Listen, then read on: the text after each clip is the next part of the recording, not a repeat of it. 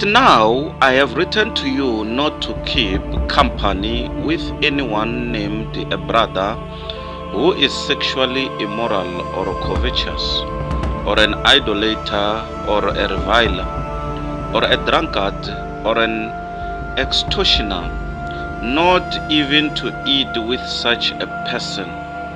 1 Corinthians 5 verse 11. But now I have written to you not to keep company with anyone named a brother who is sexually immoral or covetous, or an idolater, or a reviler, or a drunkard, or an extortioner, not even to eat with such a person. 1 Corinthians 5 verse 11.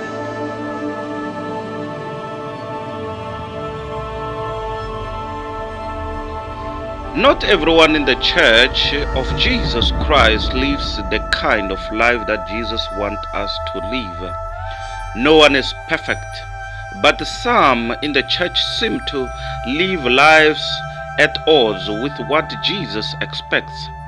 Some in the church who live this way may not even be Christians. In our verse for today, the Apostle Paul says we should not keep company with such people. Apparently, this did not necessarily mean that they should be forbidden from attending church services or should be denied the fellowship of communion, but that any association that would seem to sanction their behavior should be avoided. Why?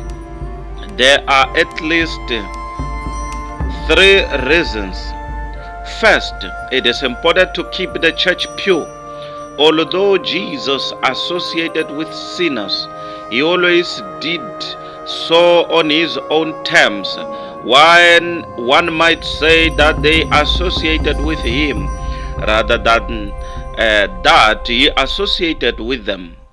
They received the good he had to give them. He did not receive the bad they had to give. It is important for the church to keep it this way so that its message and practice does not degenerate to their level. Second, it is important that there is nothing that implies the church promotes evil behavior. The church should be a beacon of light in a dark world. Association with people that still seem to be walking in darkness will compromise the church's witness, giving people that need the gospel the wrong impression.